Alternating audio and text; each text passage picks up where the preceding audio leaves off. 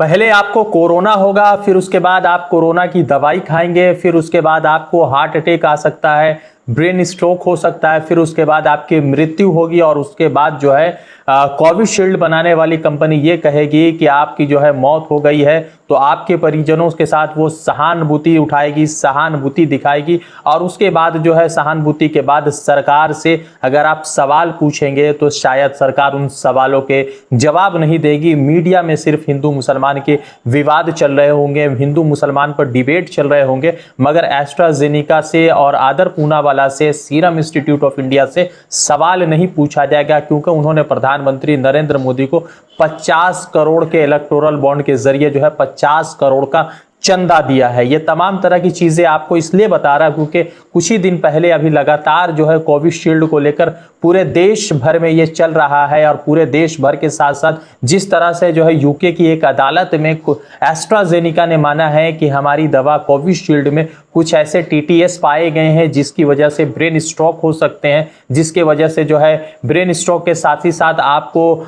दिल का दौरा भी पड़ सकता है और आपकी मृत्यु भी हो सकती है। और इसी को लेकर आपको अपडेट देने आपको बता दें कि यूके की अदालत में एस्ट्राजेनिका ने यह माना है कि उनकी दवा में टीटीएस पाया जा रहा है, जिसकी वजह से ब्रेन स्ट्रोक हो सकता है, फिर उसके साथ ही साथ आपको जो है हार्ट अटैक हो सकता है, बदन में कमजोरी हो सकती है, ब्लड क्लॉट हो सकता है। और साथ ही साथ एस्ट्राजेनिका की तरफ से एक बयान भी सामने आया है और उन्होंने कहा है कि जिन लोगों ने कोरोना काल में अपने परिजनों को खो दिया है उनके लिए हमारी जो है सहानुभूति है, मगर सहानुभूति से काम नहीं चलेगा, क्योंकि हिंदुस्तान में जिस तरह से कोविशील्ड को सीरम इंस्टीट्यूट ऑफ इंडिया द्वारा बनाया गया और सीरम इंस्टीट्यूट ऑफ इंडिया के जो मालिक है उनका नाम है आदर पूनावाला। आदर पूनावाला ने सरकार को जो है 50 करोड़ का इलेक्टोरल बॉन्ड के जरिए जो है चंदा दिया है और प्रधानमंत्री नरेंद्र मोदी ने भी बड़े बड़े बैनर और बड़े बड़े पोस्टर्स लगाकर इस बात का ऐलान किया था कि देश भर में जो है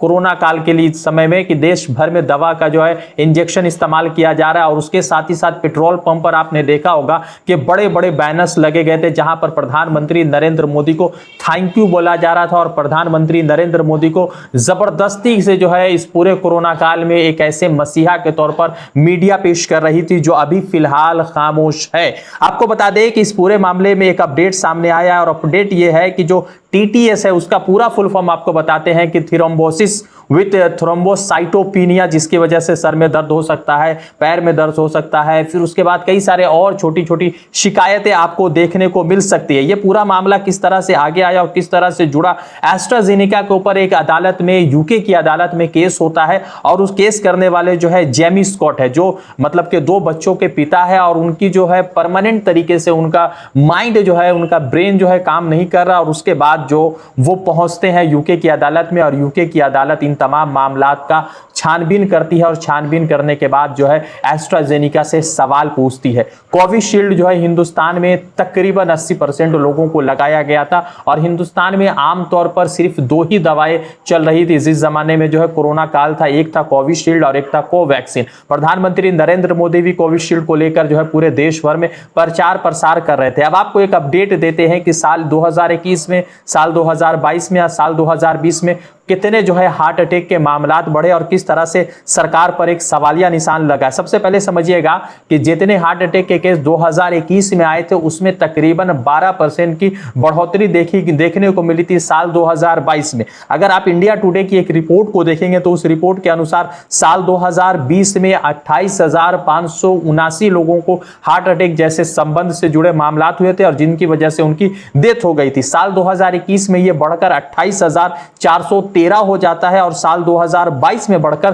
32,457 हो जाती है। तमाम जो है अपडेट इसलिए दे रहा हूं क्योंकि कोरोना के बाद ये तमाम मामलात बढ़े थे और आप देखिए कि 2021 में और 2020 में तकरीबन 12% की जो है हार्ट अटैक से मरने वालों की बढ़ोतरी देखने को मिली और हार्ट अटैक के पेशेंट भी देखने को मिले। अब कई सारे सवाल खड़े होते हैं, सरकार से सवाल पूछा जाना चाहिए कि आखिर क्या मामलात है और क्यों सरकार ने जो है इस पर कोई कड़े एक्शन नहीं लिए। जब ये पूरा मामला चल रहा था तो वर्ल्ड हेल्थ ऑर्गेनाइजेशन ने कहा था कि हिंदुस्तान में तकरीबन 50 लाख से अधिक लोगों की मौत हुई थी, तो दूसरी तरफ हिंदुस्तान की गवर्नमेंट ने कहा कि 50 लाख नहीं बल्कि 5 लाख लोगों की मौत हुई। मगर जैसे ये एस्ट्राजेनिका का केस सामने आता है तो सरकार की सभी पोल खुल जाती है और सरकार जिस सीरम इंस्टीट्यूट ऑफ इंडिया से 50 करोड़ का इलेक्टोरल बॉन्ड ले रही थी, 50 करोड़ का इलेक्टोरल बॉन्ड हासिल किया था, उससे जो है सरकार सवाल भी नहीं कर रही है और देश की जो है दरबारी मीडिया वो खामोश होकर प्रधानमंत्री नरेंद्र मोदी को इलेक्शन जिताने के माहौल में लग रही है। अब सवाल सबसे महत्वपूर्ण ये भी है कि देश भर में जिस तरह से 100 करोड़ से अधिक लोगों को इंजेक्शन लगा और जिसमें 60 से 70% लोगों को कोविशील्ड लगा, तो उनकी जिंदगियों का क्या होगा और सरकार क्या सवाल पूछेगी। क्योंकि सरकार से इसलिए सवाल है कि जब कोरोना काल चल रहा था तो कोरोना वैक्सीन के जो कोरोना का सर्टिफिकेशन चल रहा था, वैक्सीन का सर्टिफिकेशन चल रहा था, तो उसमें प्रधानमंत्री नरेंद्र मोदी के बड़े चित्र देखने को मिल रहे थे। तो क्या अब जिन लोगों की मृत्यु हो गई है या जिन लोगों की लाशें गंगा जी में, जमुना जी में बहती हुई मिली थी, तो क्या उनके परिवारजनों से प्रधानमंत्री नरेंद्र मोदी माफी मांगेंगे? ये बड़ा सवाल है और सरकार से सवाल पूछा जाना चाहिए कि आखिर एस्ट्राजेनेका और सीरम इंस्टीट्यूट ऑफ इंडिया के ऊपर वो क्या कार्रवाई कर रहे हैं। रजा अंसारी की रिपोर्ट। द इंडियन खबर,